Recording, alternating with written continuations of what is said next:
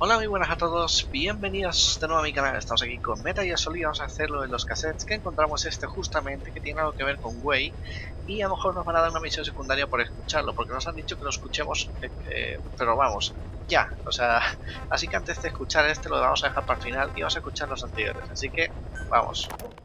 Volgan, the GRU colonel, was burned alive with a Shagohod during Operation Snake Eater 20 years ago. Despite suffering severe burns to his entire body, he still clung to life.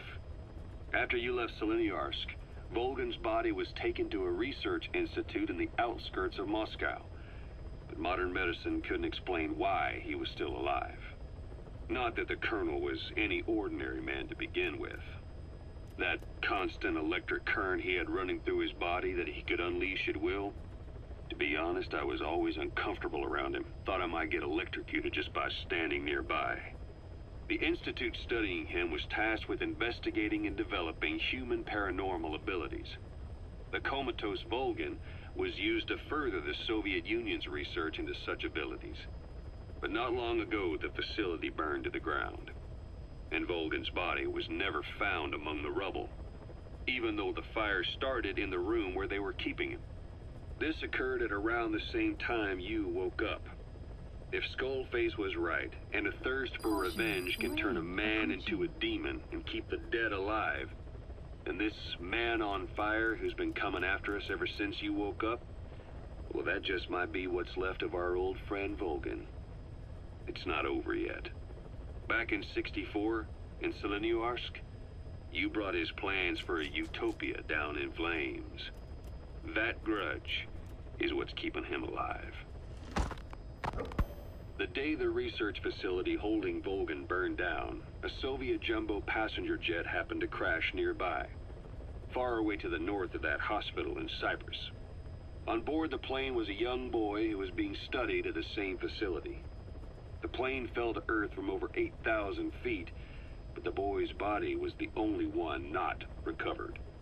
At almost exactly the same time as the crash, Volgan awoke in that facility. According to the Research Institute's documents, the gifts this boy demonstrated included psychokinesis and telepathy. To protect his mind from being inundated with other people's thoughts, he always wore a kind of gas mask. A rudimentary form of psychic insulation, apparently. We don't know where this boy is, but if Skullface is connected to him, we may cross paths with him yet. This boy is part of a new age, where nothing we understand about the world makes sense anymore. Don't let your guard down.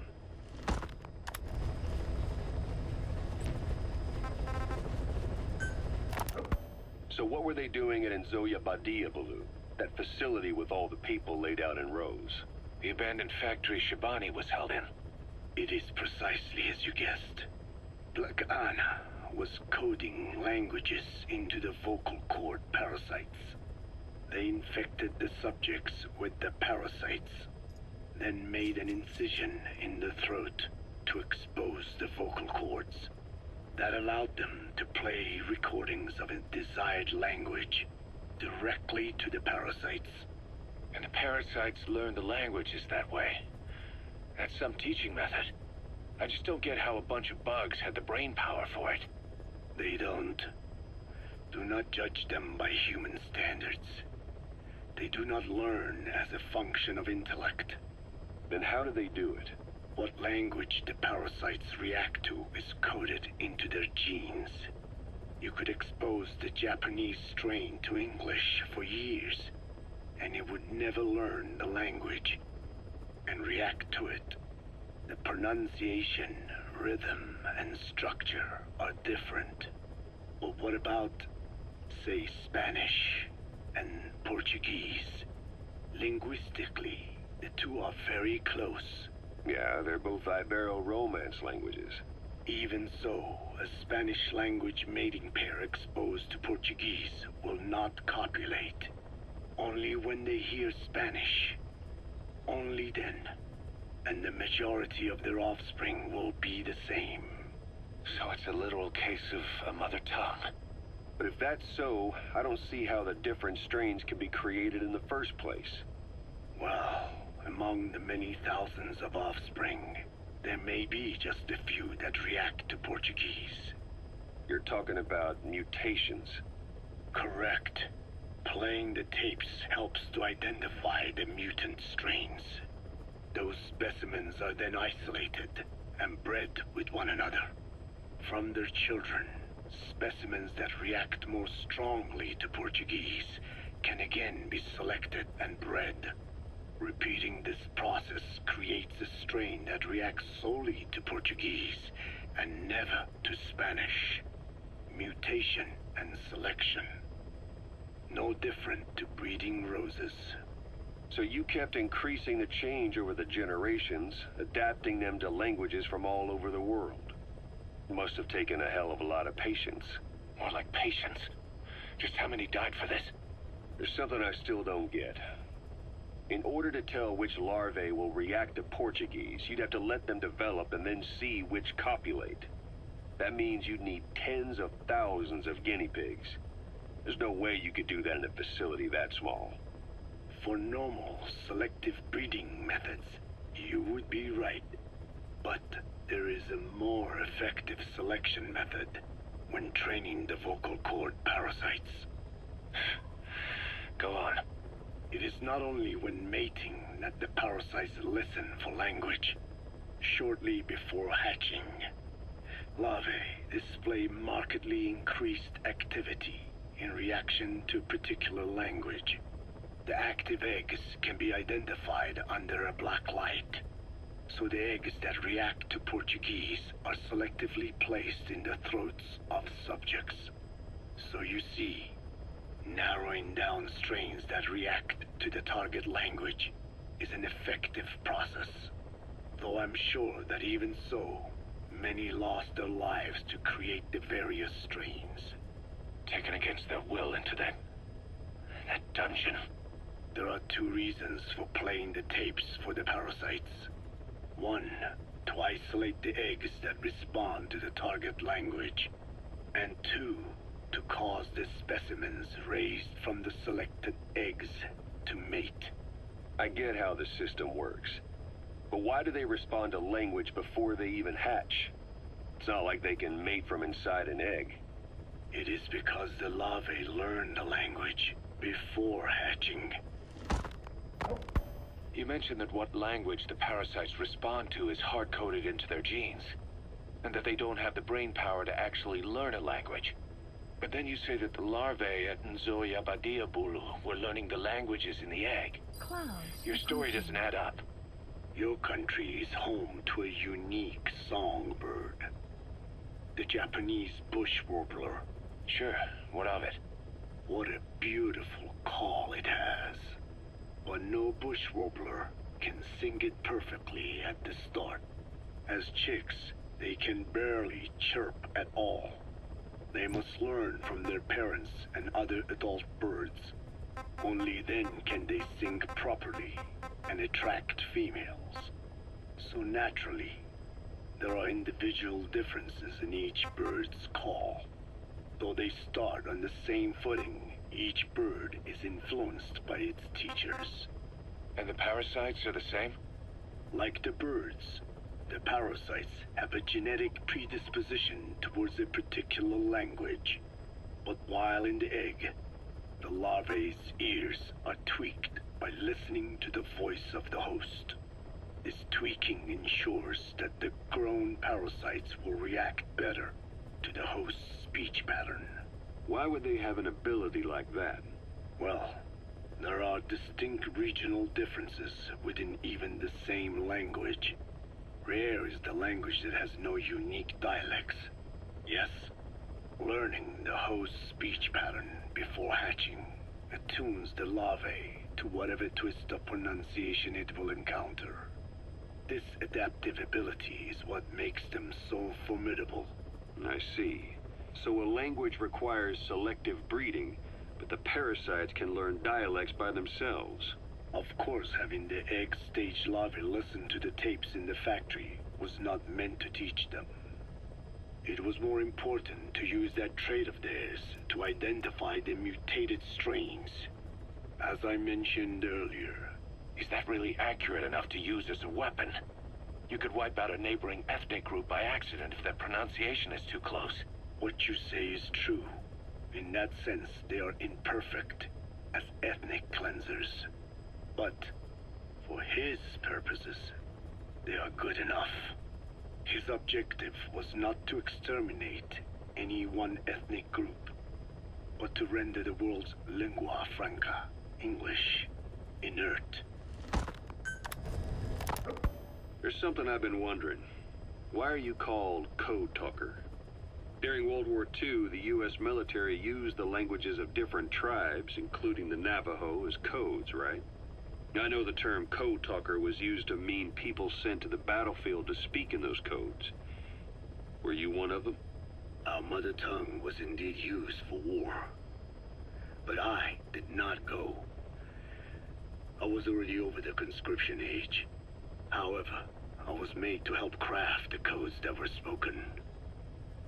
So in a wider sense, you could call me a code talker for that. Navajo is a complex language, and virtually no one outside the U.S. speaks it. They must have thought it was the perfect language to use as a code. Yeah, in the end, the Japanese never cracked it. The cipher is king in information warfare. Of course, they didn't simply speak in Navajo. They created substitutions for words according to a code book, and then translated those into our language. Young Dene was sent to the front lines of the Pacific Theater as code talkers. To fight is an honor for the Dene. They were the pride of our people. But I cannot say this history brings me joy. Words are alive. When they are spoken, life is breathed into them. They become a part of the listener. Our words were transformed into lifeless ciphers and used for war. This, after the Black Ana spent generations suppressing the language. Yeah, I'm sorry. So I guess we shouldn't be calling you Code Talker, huh? No, I do not mind. The reason Skullface called me Code Talker was because I also am responsible for coding language into the vocal cord parasites. I am the same as those young warriors, used for a cipher's sake. I must never forget that. The name, Code Talker, is a lesson carved into my being. You said Skullface ordered you to weaponize the vocal cord parasites. But you also said he wasn't the reason. And he wasn't. I was seduced by the parasites. That is a fact. How? You mean from your curiosity as a scientist? That I cannot deny. But there is more to it. The story goes back to the 19th century, to my earliest memory. One day, a man from the government visited our Hogan, our home. I cried as he yanked me from my mother's arms and took me away to an Indian boarding school.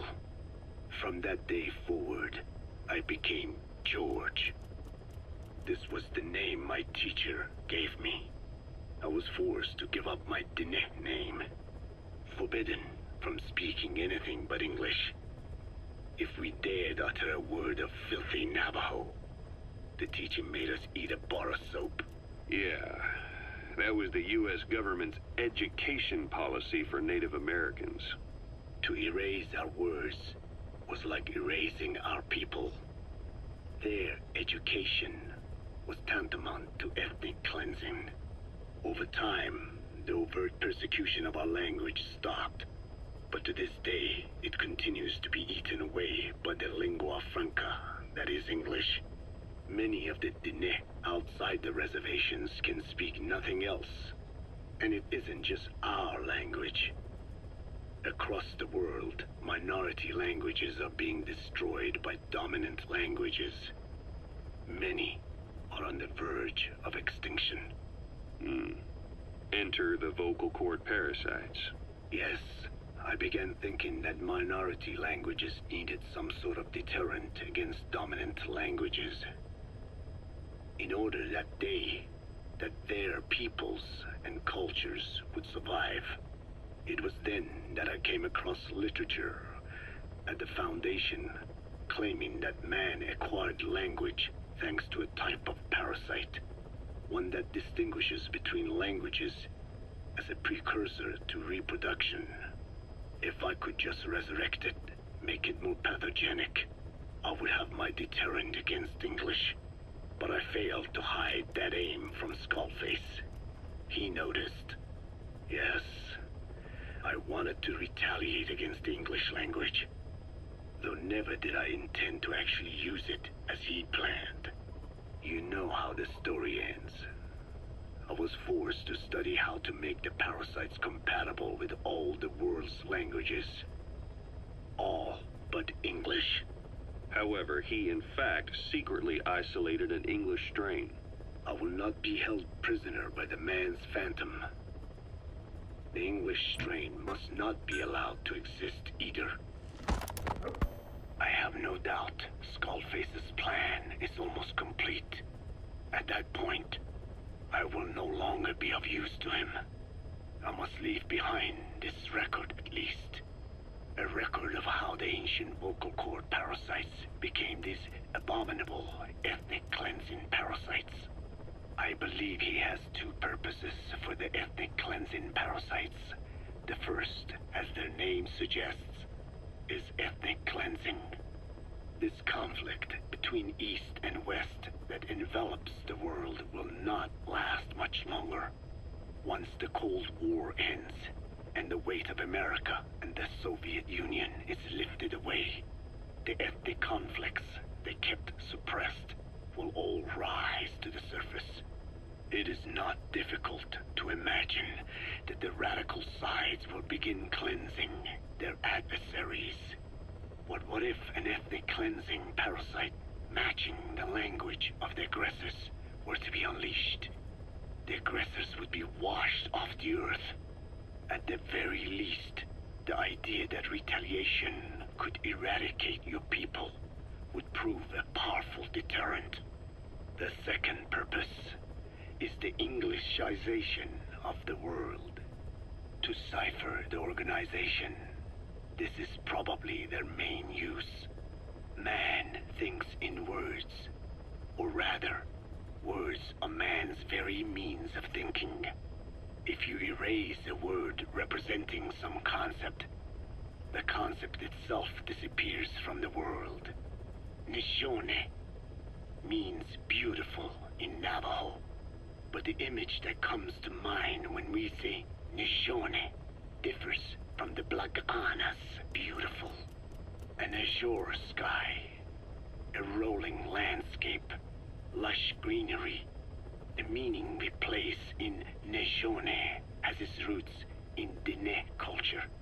If we lose the word Nishone, the images of our beautiful homeland would be washed away into oblivion along with it, just as Orwell indicated years ago.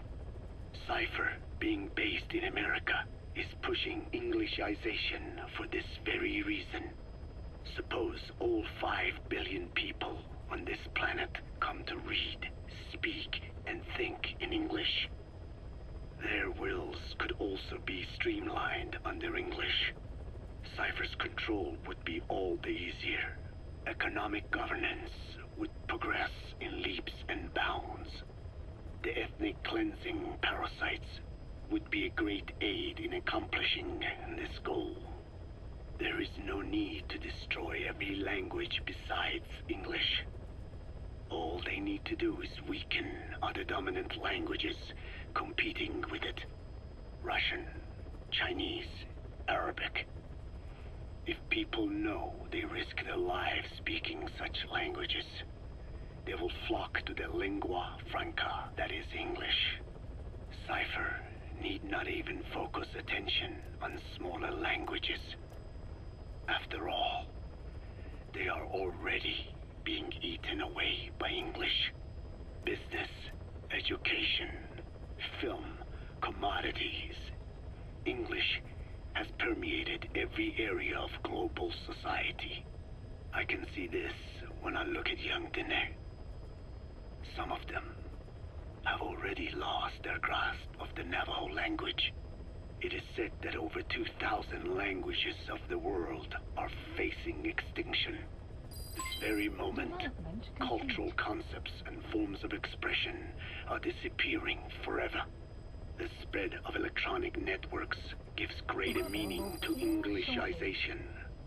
Networks have no national borders. By basing them on a single language, they can penetrate deeper into and between people.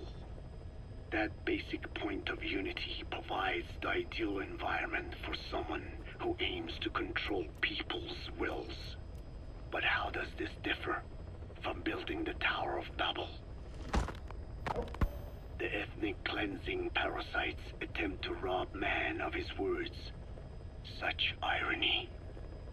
It was the vocal cord parasites that gave words to him in the first place. Ancient man had no language.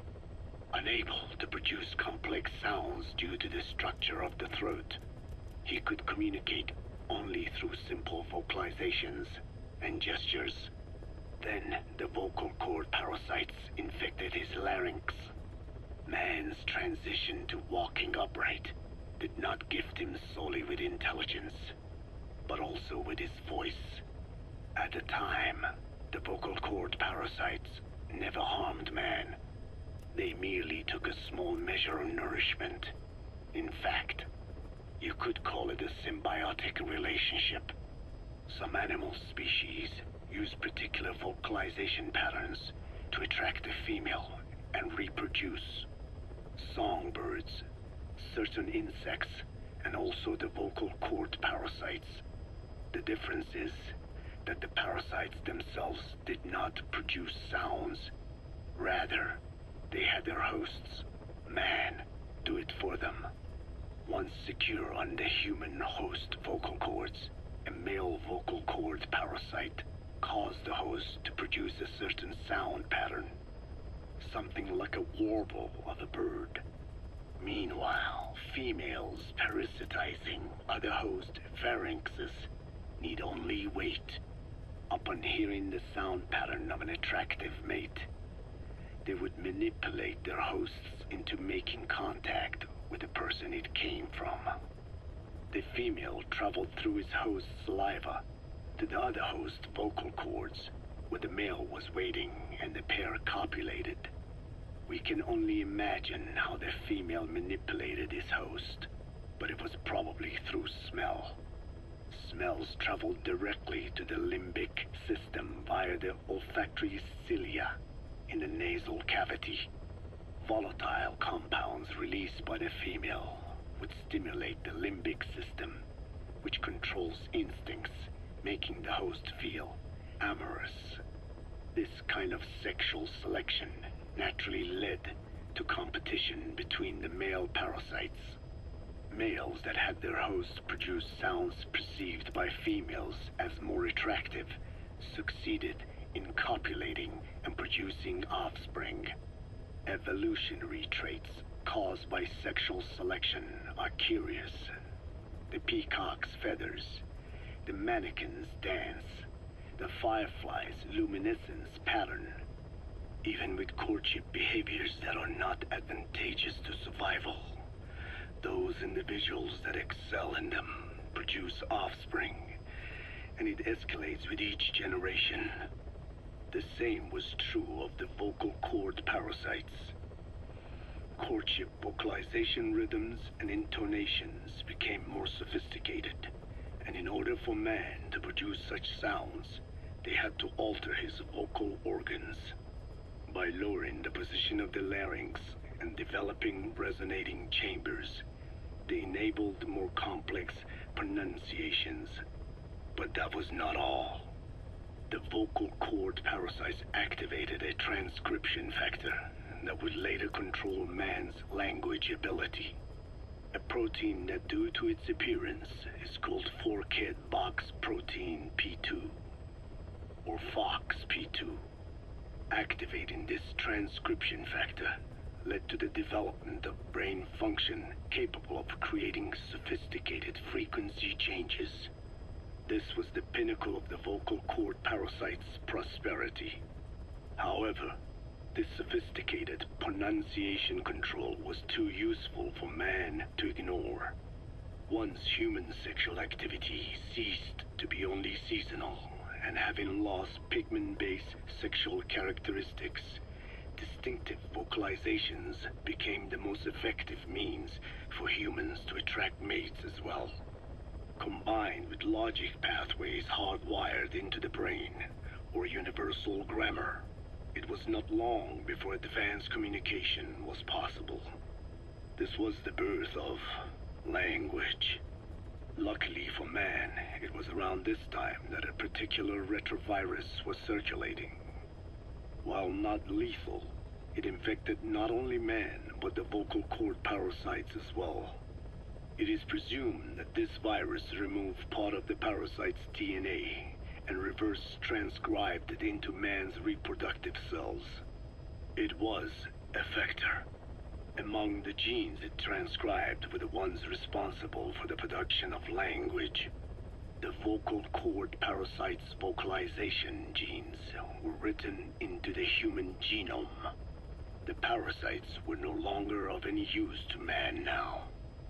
Man could use his voice as he pleased, when he pleased, hindering the parasite's courtship vocalizations. Having lost their opportunity to reproduce, the parasites died out, leaving behind only the transcribed genes. The vocal cord parasites were once in symbiosis with man. Its genes even became a part of his. Humans and parasites are extremely close. As such, it will be extremely difficult for man's immune system to eliminate the vocal cord parasites. Even cutting them out will be no simple matter, which is exactly why these ethnic cleansing parasites are such a formidable weapon. The rise of the vocal cord parasites goes back approximately 300 million years to the Permian period. At that time, they were not even parasites, but predatory autotrophs. They are believed to have been the common ancestor to the Pentastomida and the Cyclops genus of copepods. However, Earth's environment underwent a violent change at the end of the Permian period. The cause is unclear, but evidence suggests that over 90% of the Earth's organisms at that time died out. The most pronounced threat to the proto-parasites was the severe reduction in oxygen concentration. The result was cladogenesis, a splitting that gave birth to a new strain that could parasitize other organisms' respiratory apparatus. This survival tactic helped lower their oxygen consumption, and inhabiting the throat kept them securely in contact with inhaled air. The best survivors were those that parasitized the reptiles that flourished at the time. Entering the Triassic period, the reptiles evolved into dinosaurs, and the proto-parasites shared in their success. Dinosaurs developed respiratory organs called air sacs to adapt to the low oxygen environment. These in particular helped the proto-parasites thrive. But another trial awaited them. The end of the Triassic period saw another drastic change in the Earth's environment. For most parasites, the male and female take the same host. Many are, in fact, hermaphrodites. Originally, the vocal cord parasites were as well. But for any strain to ride out a severe environmental change, it must secure a steady pool of genetic diversity. Another split. Now the newest strain procreated with mates found in other hosts. And in order to increase its encounters with those mates, the new strain utilized the voice of its host. They came to inhabit the host's vocal cords. This truly was the birth of the vocal cord parasite. The parasites developed the host's pharynx to form resonating chambers, and used them to produce sophisticated mating calls. The relatively upright posture of the dinosaurs was important in this, because the crooked L-shaped pharynx was more suited to the development of resonating chambers.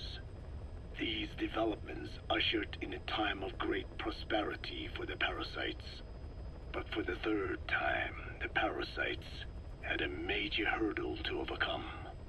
The meteorite impact at the end of the Cretaceous period, which spelled the end of the dinosaurs.